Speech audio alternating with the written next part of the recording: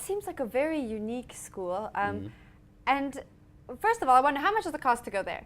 So what most of our parents are paying right now is 200 Rand a month. Our costs at scale are between 600 and 700 Rand a month, which is about 60% of what's currently being spent by the government.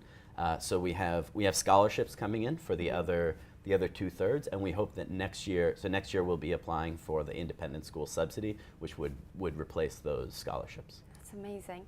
Now, do you plan to expand and put these schools in more townships? I feel like these schools need to be everywhere, not only in the townships, but you need to be catering to all the South Africans. We definitely do have plans to expand. Actually, everything we've done in terms of how we set up our teaching model, how we set our curriculum, how we set up our teacher training and development, which is something that I'm very, very proud of how well that's going. All of those things are based on an idea towards scale. So we're looking to expand initially into other townships before we start thinking beyond that. And so we're actively looking for places right now. That's great.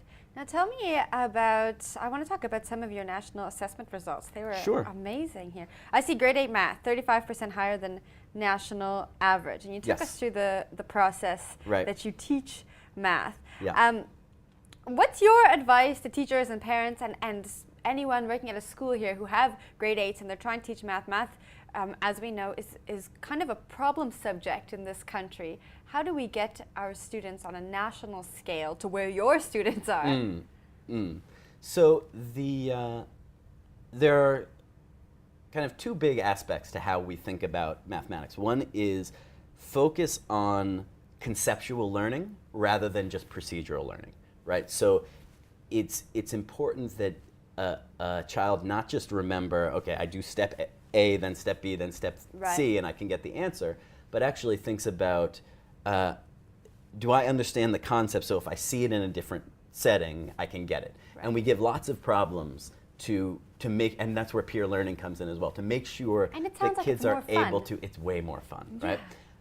The second is, frankly, is a lot of what's known as deliberate practice, where there's quite a bit of research that the best way to get mastery of pretty much anything is to work just at the edge of your ability to the point where you're getting things wrong frequently, fix those problems, and then get them, and then move on to harder things, right?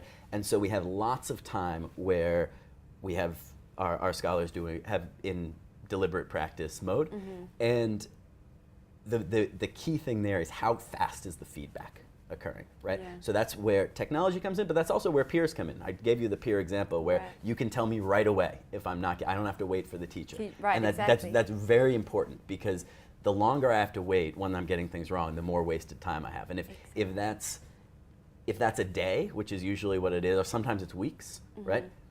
You just won't learn nearly as much as if it's 10 seconds or 3 seconds, which is sort of where we are, right? So those would be the two pieces of advice I would give. Focus on conceptual understanding rather than just procedural understanding, and make sure you're getting as much deliberate practice as possible. And is this what you call disrupting the classroom? Yes, that's part of it. So when I described to you how the math class works across those three areas, it's really looking at the learning process at a more granular level, right? So really great teachers often do many of the things that we're doing anyway, right? What this allows, what the way we do it allows, is that really great teacher to impact actually more students at once, because people are rotating through the particular part of the lesson that requires that highly skilled teacher, and then you have all the other very valuable things happening sort of next door. Wow.